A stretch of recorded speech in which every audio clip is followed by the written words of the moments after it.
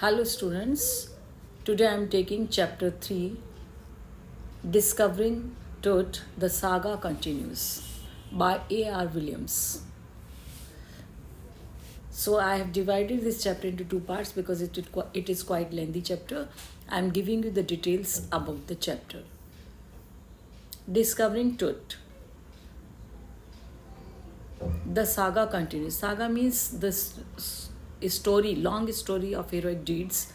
Now, तूतनखामेन referred to us as King Tut. ये जो तूतनखामेन है इसको किस नाम से जाना जाता है? किंग टूट के नाम से ये जो फेमस हैं. एंड इजिप्शियन बॉयज फ़ैरो, ये मिस्र के एक राजा थे जो कि बॉयश फ़ैरो. बॉयश फ़ैरो इसलिए कहा जाता है क्योंकि because he died at the very early age of 19.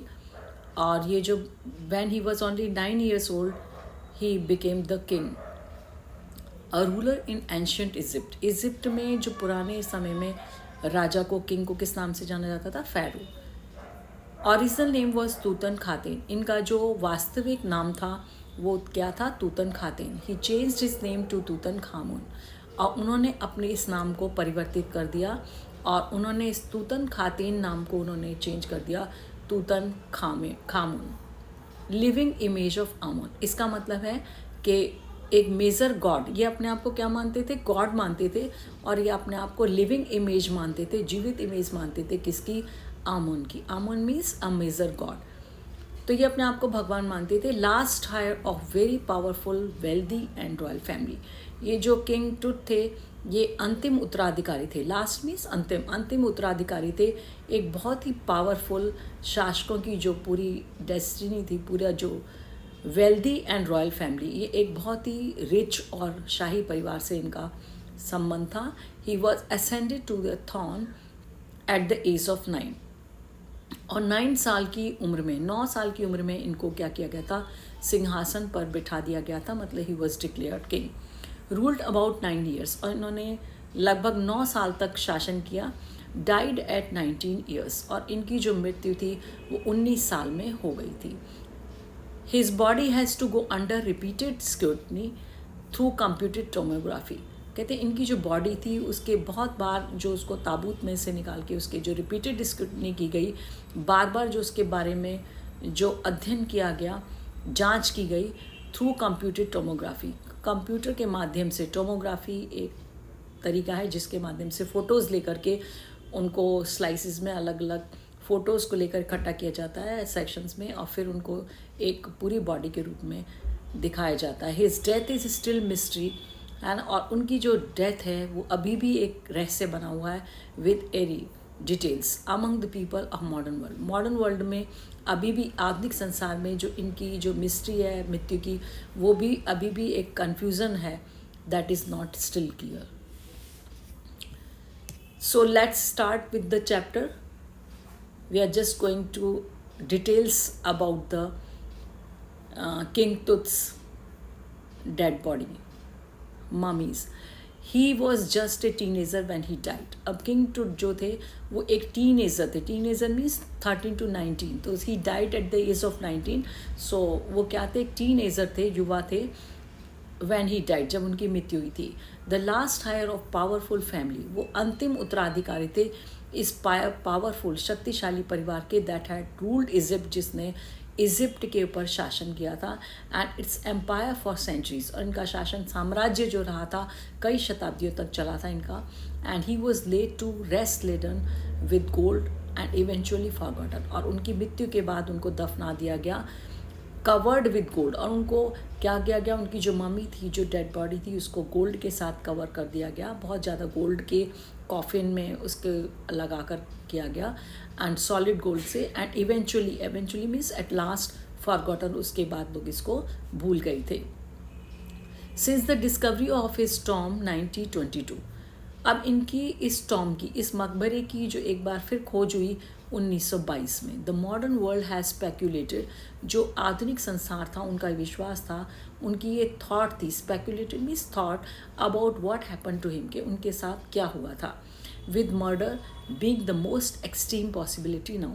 अभी ये जो लोग थे मॉडर्न वर्ल्ड के, ये ज़्यादातर यही सोचते थे कि जो इनकी हत्या हुई थी, ये सबसे एक्सट्रीम पॉसिबिलिटी, सबसे ज़्यादा संभावना इस बात की जताई जाती थी.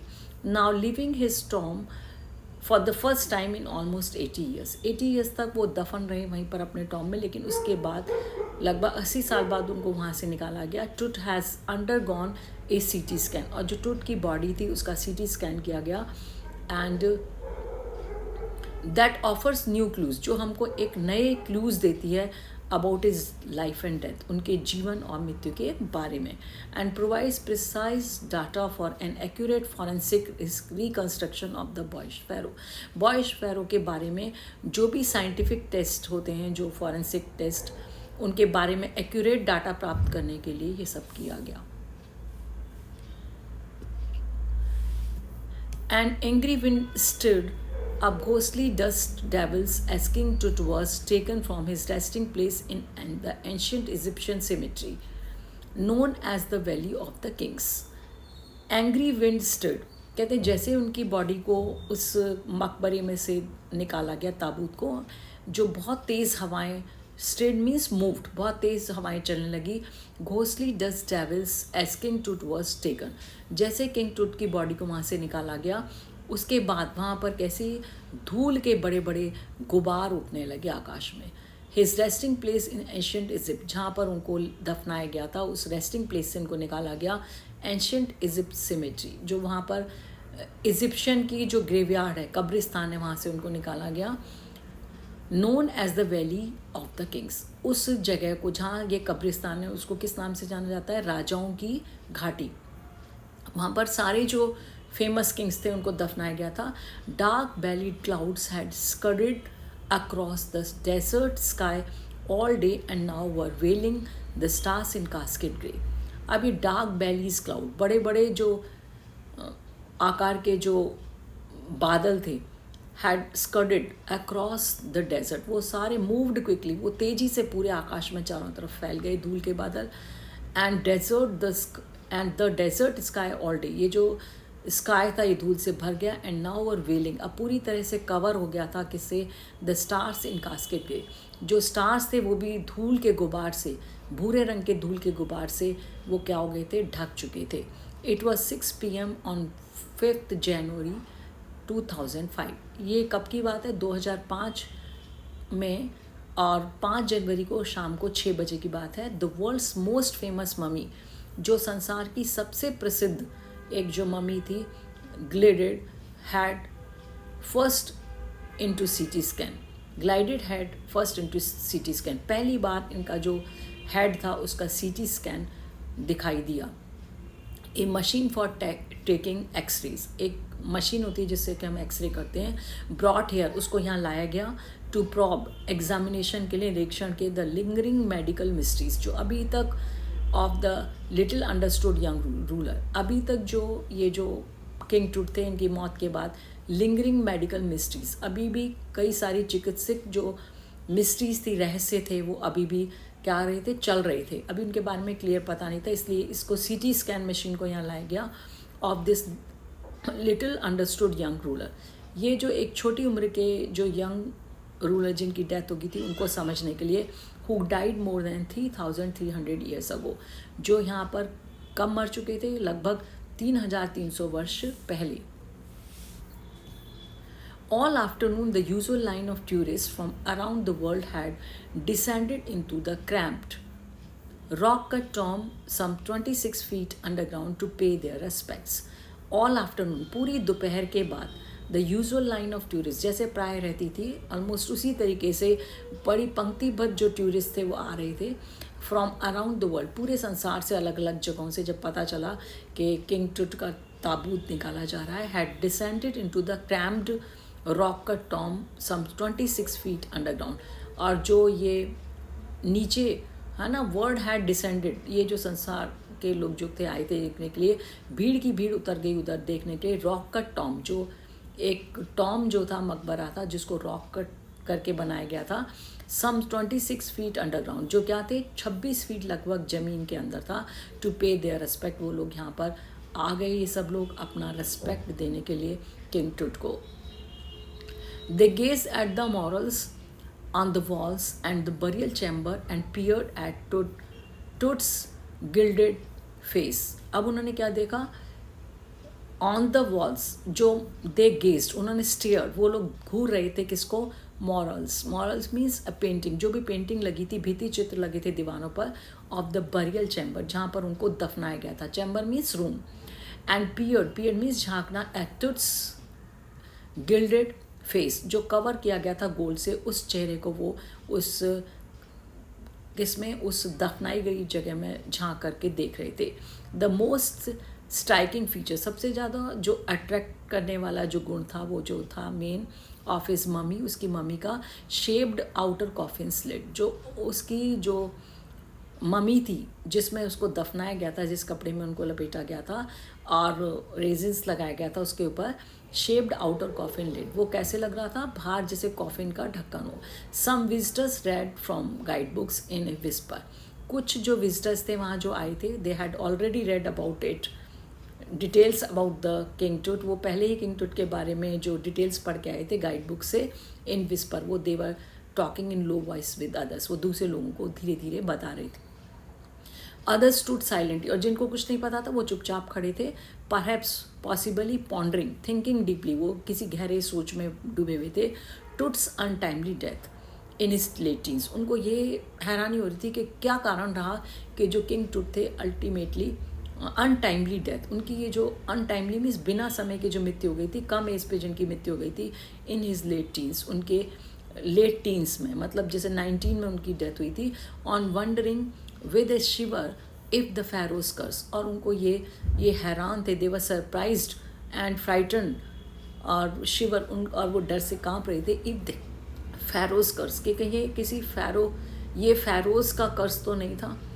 डेथ और misfortune falling upon those who disturbed him, कहते हैं कि क्योंकि वहाँ धूल के गुबार उठ रहे थे, बहुत ज़्यादा ऐसा एटमोसफियर हो गया था. डेथ और मिसफॉर्चून, कहते हैं मृत्यु या दुर्भाग्य. फॉलिंग अपॉन दोज, उनके ऊपर पड़ता है, हु डिस्टर्ब्ड हिम, जिन्होंने भी इसको कभी भी इसके ताबूत को डिस्टर्ब किया. वॉज रियली ट्रू, ऐसा लग रहा था ये वास्तव में सच था. The mummy is in very bad condition, उनकी जो ममी थी, ये जो ताबूत था, वो बहुत ही बुरी कंडीशन में था, बुरी स्थिति में था. बिकॉज ऑफ, क्योंकि what Carter did in 1920s, क्योंकि 1920 में कार्टर ने जब इसको निकाला होगा, जो उसके साथ ताबूत को जो डिस्टर्ब किया, said Zahi Hawass secretary general of Egypt Supreme Council of Antiquities, ये इन्होंने बताया as he leaned over the body for a long first look. पहली बार जब उन्होंने झुक करके देखा इस डेड बॉडी को किसकी? किंग टूट की. First time Carter Howard Carter, this is was the British archaeologist, ये एक ब्रिटिश आर्कियोलॉजिस्ट थे, who studied human history through unearthing the site. Archaeologist जो होते हैं वो क्या करते हैं? ऐसे साइंटिस्ट हैं जो क्या करते हैं? ह्यूमन हिस्ट्री को, मानव इतिहास को, ज़मीन में जो दफना हुआ है उसकी साइट पर से जब उनको निकाला जाता है, खोजा जाता है, खोद करके निकाला जाता है, उसका अध्ययन करते हैं. They are called archaeologist. ये जो एक ब्रिटिश आर्कियोलॉजिस्ट थे, हु इन 1922, उन्होंने क्या किया? 1922 में डिस्कवर टुट्स टॉम, उन्होंने टुट के इस टॉम को, इस मकबरे को पहली बार खोजा. After years of futile searching, कई सालों तक उनकी ये यूजलेस सर्च चलती रही, उन्होंने बहुत कोशिश की इधर उधर इसको ढूंढने की. It contents through hastily ransacked in antiquity were surprisingly complete. अब जब उनको ये मिल गया तो उन्होंने इसके बारे में जो भी सर्च किया एंशियंट पास्ट के बारे में, वह सरप्राइजिंगली कंप्लीट, और बड़ा हैरान कर देने वाले तरीके से वो पूरा भी जल्दी हो गया. They remain the richest royal collection ever found and have become a part of Pharaoh's legend.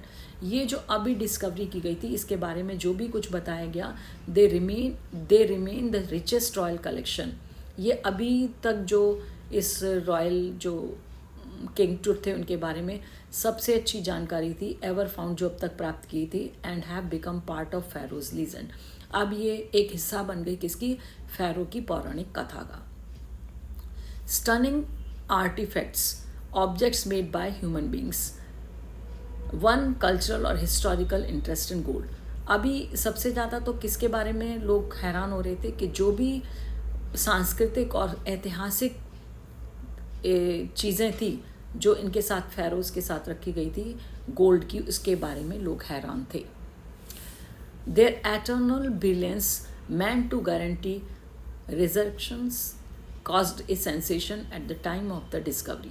कहते हैं जो उसकी लास्टिंग ब्रिलियंस, अभी तक इतने साल पहले उनको दफनाया गया था लेकिन अभी भी वो वैसे ही शाइन कर रही थी गोल्ड की चीज़ें, meant to guarantee, और वो ऐसे लग रहा था जैसे कि वो रीबर्थ हुआ, वो उसका caused a sensation, और यही चीज़ें एक हॉट न्यूज़ बन करके फैल गई थी at the time of discovery के समय. जो भी आर्टिकल्स निकले वहाँ से गोल्ड के, वो सब बिल्कुल ऐसे शाइन कर रही थी जैसे कि फ्रेश गोल्ड है, अभी है गोल्ड लगाया गया है, and still get the most attention. और अभी भी ये जो ताबूत है ना, ये जो इसके बारे में अभी भी किंग टूट है सबकी अटेंशन का केंद्र बने हुए हैं. बट टूट was also buried with everyday things. टूट को जब दफनाया गया था उनको भी उसी तरीके से एवरीडे थिंग्स, जो भी रोज़ाना चीज़ें यूज़ करते हैं, would want in the after life. ऐसा सोचा जाता था कि मृत्यु के पश्चात आफ्टर लाइफ जो उनको चीज़ों की आवश्यकता होगी उन्हीं चीज़ों को उनके साथ दफनाया गया. जैसे board games, a bronze razor, linen undergarments and cases of wood and fine, ये सब चीज़ें उनके साथ दफनाई गई. और ऐसा विश्वास था कि इनको आफ्टर लाइफ ये आवश्यकता पड़ेगी. After months of careful recording the Feroz funerary treasures, ये फेरो का जो फ्यूनररी, जो अंतिम संस्कार के समय में जो खजाना था, इसकी after months of carefully recording, कई महीनों तक इसकी रिकॉर्डिंग की गई, बहुत सावधानी पूर्वक इसको लिखा गया. कार्टर बिगिन इन्वेस्टिंग, कार्टर ने शुरू किया इसका इन्वेस्टिगेट करना, इसके बारे में निरीक्षण करना. हिज 3 नेस्टेड कॉफिन, उन्होंने पाया कि इसको जो ताबूत था उसको क्या किया गया था, 3 नेस्टेड कॉफिन, 3 कॉफिन्स में कवर किया गया था. उनकी जो डेड बॉडी थी, the outer of 2 coffins were crafted in would, उसके जो बाहर के 2 कॉफिन थे, जो वो कैसे थे, इस मम्मी को जिसमें रखा गया था डेड बॉडी को लपेट करके, वो 2 ताबूत तक इसके थे, वर क्राफ्टेड इन वुड, उसको लकड़ी से बनाया गया था, एंड कवर्ड इन गोल्ड, और उसको किससे कवर किया गया था, पतली गोल्ड की शीट से कवर किया गया था, with many semi precious stones, और उसमें बहुत सारे कीमती पत्थर लगे थे. एंड द इनर कॉफिन, जो अंदर का कॉफिन था, 2 तो बाहर के हो गए, 3 नेस्टेड कॉफिन है ना, 2 तो लकड़ी के हो गए, वुड क्राफ्टेड थे और उस पर गोल्ड लगा था और सेमी प्रेशियस स्टोन्स थे. और जो सबसे अंदर का कॉफिन था was made of solid gold, वो किसका बना हुआ था, ठोस गोल्ड का बना हुआ था, सोने का. ओपनिंग द फर्स्ट, जब पहले वाले को खोला गया, ही फाउंड ए श्राउड एडोन्ड, एक उसमें क्या पाया उन्होंने, जो इसका परीक्षण कर रहे थे, निरीक्षण कर रहे थे, उन्होंने पाया, इन्वेस्टिगेट कर रहे थे जिसको, फाउंड ए श्राउड, उन्होंने देखा एक कफन जिसको डेकोरेट किया गया था, डेकोरेटेड विद गार्लैंड्स, जिसको मालाओं से सजाया गया था, विलो एंड ऑलिव लीव्स थी और विलो था, एंड वाइल्ड सेलेरी, और एक जो पत्तियां होती हैं वाइल्ड जंगली सेलेरी की, वो पत्तियां लगाई गई थी, लोटस पेटल और कमल की पंखुड़ियाँ, एंड कॉर्नफ्लावर्स लगाए गए थे, and faded evidence of burial in March April. इससे पता चल रहा था, ये जो फेडेड एविडेंस थे, जो सबूत थे, है ना, इन सब चीज़ों को देख के पता चल रहा था ये उस समय मौसम में होती होगी. तो उनके जो दफनाया गया था वो किस महीने में दफनाया गया था, मार्च या अप्रैल में. When he finally reached the mummy, जब वो निरीक्षण करता कहाँ पहुँचे, अंततः पहुँचे उस मम्मी के पास, जब ये तीनों कवरिंग हटा दी गई कॉफिन की, डेड बॉडी के पास पहुँचे, दो ही रैन इनटू ट्रबल, ऐसा उनको लगा था कि वो भी किसी परेशानी में पड़ जाएंगे. उनको भी एक परेशानी का सामना करना पड़ा. द रिचुअल रेजिन्स, जो कस्टमरी रेजिन लगाया गया था, उसके ऊपर एक गोंद टाइप का जो बॉडी के ऊपर लगाया गया था, जिसको कफन से लपेटा गया था, हैड हार्डन्ड, वो बहुत सख्त हो गया था, सीमेंटेड टूट, और उसने पक्की तरह से चिपका दिया था टूट की बॉडी को to the bottom of his gold solid gold coffin. जो सॉलिड ठोस गोल्ड की जो कॉफिन बनाया गया था, ताबूत बनाया गया था, उसके अंदर जो उनकी डेड बॉडी थी उस रेजिन के कारण बहुत बुरी तरीके से चिपक गई. No amount of legitimate force could move them, Carter ने लिखा था कि उन्हें ये भी नहीं पता था कितनी शक्ति का, कितनी अप्रोप्रिएट मतलब मात्रा में फोर्स को लगाया जाए जिससे कि ये कार्टर की बॉडी को इस रेजिन से जो चिपकी हुई है कॉफिन से, इसको अलग किया जा सके. The sun can beat down like a hammer this far south in Egypt. उन्होंने ऐसा सोचा कि ये जो ताबूत है इसके ऊपर जो रेजिन्स चिपका हुआ है, जो इस मम्मी के ऊपर रेजिन चिपका हुआ है ताबूत के साथ चिपक गई है, इसको अलग करने के लिए क्या करेंगे, सन धूप में रख देंगे और वो एक हैमर का काम करेगा, हथौड़ी का काम करेगा और उसका जो ऊपर से जो रेजिन है उसको पिघला देगा और वो पिघल जाएगा किससे, इस हीट से। The Carter try to use it to loosen resins, और कार्टर ने इस स्थिति को, इस तरीके को अपनाया, ट्राइड मीन्स कोशिश की, टू यूज़ इट इस तरीके को कि भाई सूरज की गर्मी से ये रेजिन्स है जो गोंद जिससे चिपकाया गया है केमिकल, ये पिघल जाएगा, it to loosen their resins. इससे क्या होगा, ये जो रेजिन्स है जो इसके ऊपर चिपकाया गया गोंद ये पिघल जाएगा, ढीला पड़ जाएगा। फॉर सेवरल आवर्स, कई घंटों तक, ही सेट द ममी, उन्होंने इस डेड बॉडी को जो श्राउड में लिपटी हुई थी इसको कॉफिन के साथ रख दिया, आउटसाइड इन ब्लेजिंग सनशाइन, बाहर रख दिया निकाल करके कब्र से, और ब्लेजिंग मीन्स तपती हुई सूरज की रोशनी के नीचे। That heated it to 149 degrees Fahrenheit, और उसने उसको क्या कर दिया, इस सनशाइन ने उसको गर्म कर दिया, heated it to 149 degrees Fahrenheit, और ये जो ताबूत था ये 149 डिग्री फ़ारेनहाइट तक गर्म हो गया। नथिंग हैपन, नथिंग बस्ट, लेकिन कुछ भी मूव नहीं हुआ, मतलब कुछ भी उससे चेंज नहीं आया। He reported with scientific detachment that consolidated material had to be chiselled. अब उन्होंने ये रिपोर्ट किया, इस सूचना दी कि साइंटिफिक डिटैचमेंट किया जाएगा, इसको हटाया जाएगा, कंसोलिडेटेड सॉलिड मटेरियल, जो भी ये रेजिन लग गया है सॉलिड मटेरियल, इसको हैड टू बी चीजर्ड, इसको क्या किया जाएगा, छेनी की सहायता से इसको काटा जाएगा। Had to be chiselled away from the beneath the limbs and trunk, उन्होंने कहा इसको क्या किया जाएगा, under the limbs and trunk, apart from the head, neck and appendages. Appendages means legs, सिर्फ किसको, हेड को, नेक को और लेग्स को छोड़ करके बाकी बीच की जो बॉडी थी वो क्या हो गई थी, बुरी तरीके से फंस गई थी, किसमें, रेजिन्स के साथ कॉफिन में। Before it was possible to raise the king's remains, इससे पहले ही कि जो संभव हो पाता कि किंग के जो बाकी के हिस्से थे उनको निकाला जाए। इन हिज डिफेंस, उन्होंने अपनी प्रोटेक्शन में कहा, Carter really had little choice, कि कार्टर के पास दूसरी कोई चॉइस ही नहीं थी इसके अलावा, मतलब चीज़ल के हटाने, क्योंकि सन से कोई इफेक्ट नहीं हुआ, सन की जो हीट से, तो उसके पास कोई दूसरा उपाय नहीं बचा था।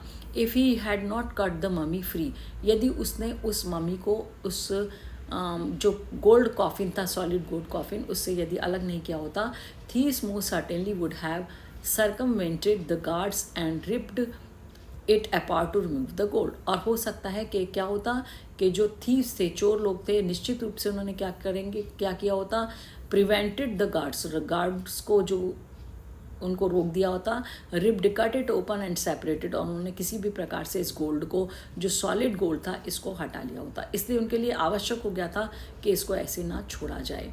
इन Tut's time the royals were fabulously wealthy, Tut के समय में, जो किंग टूट थे उनके समय में जो राजा लोग थे, शाही लोग थे जो, वर फैबुलसली वेल्दी, वो बहुत ही क्या थे, रिच थे, बहुत अमीर थे।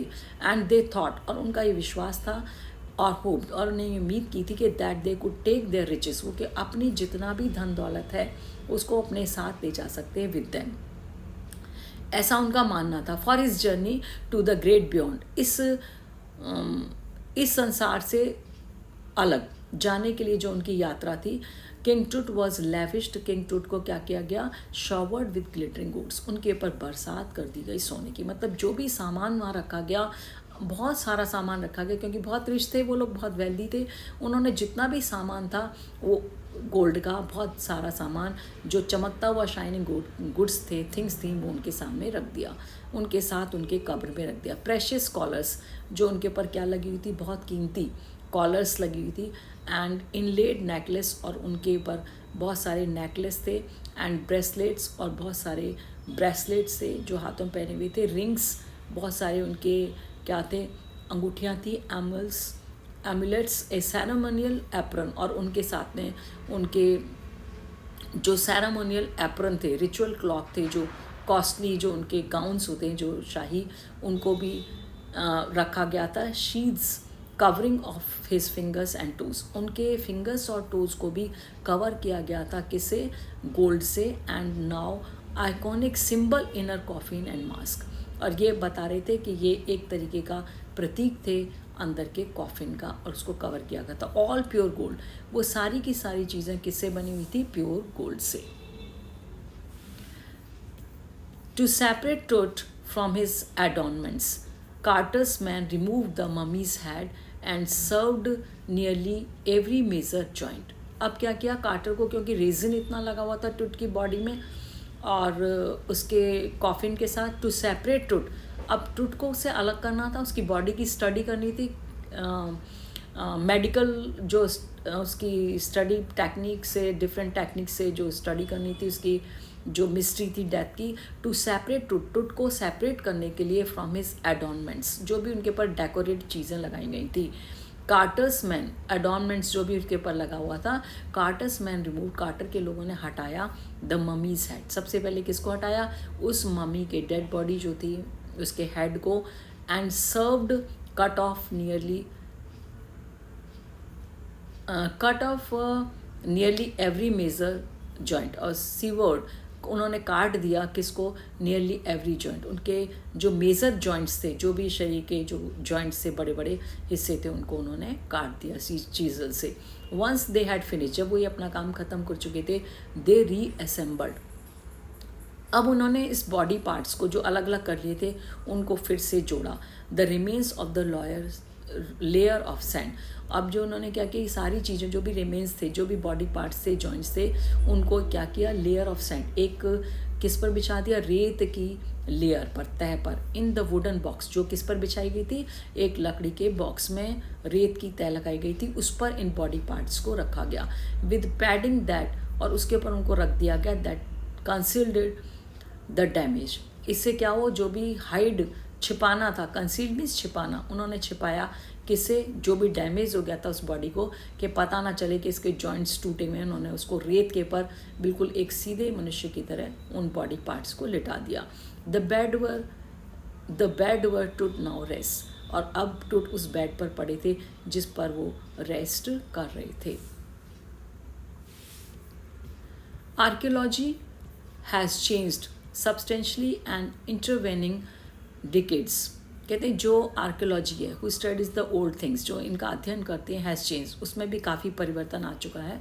Substantially greatly in the intervening in between decades, इन कुछ दशकों के बीच में, focusing less on treasure and more on the fascinating details, वो अब क्या करते हैं, जो मेन खजाना है, जो मेन चीज़ है, उसको छोड़ देते हैं, and more on the fascinating things, उन चीज़ों के ऊपर ज़्यादा ध्यान देते हैं जो लोगों को डिटेल्स आकर्षित करती हैं, अट्रैक्टिंग थिंग्स, है ना, ऑफ लाइफ, एंड इंट्रिग्यूइंग मिस्ट्रीज और सीक्रेट्स दैट अराउज क्यूरियोसिटी, ऐसे जो सीक्रेट्स हैं, ऐसे जो रहस्य हैं जो लोगों के अंदर उत्सुकता पैदा करते हैं, ऐसी मिस्ट्रीज़ को डेथ की वो ज़्यादा दिखाने की कोशिश करते हैं। It also uses more sophisticated tools, अब इसमें आजकल जो क्या किया जाता है आर्कियोलॉजी वाले, वो मोस्ट सोफिस्टिकेटेड, बहुत ज़्यादा मॉडर्न जो टूल्स हैं, आधुनिक जो उपकरण हैं, उनका इस्तेमाल करते हैं इनके अध्ययन के लिए, इंक्लूडिंग मेडिकल टेक्नोलॉजी। वो आजकल किसका सहारा लेते हैं? उसमें सम्मिलित करते हैं चिकित्सकीय तकनीक को भी।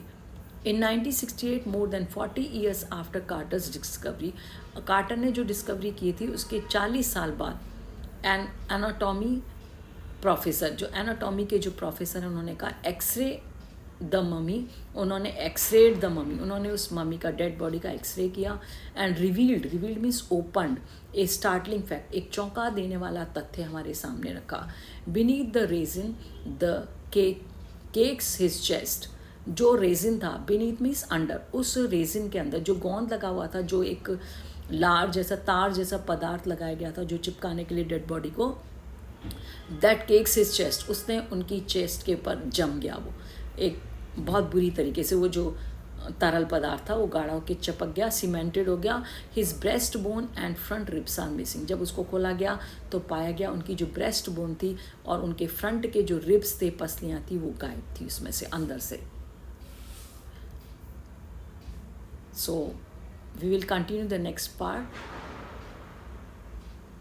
Bye bye.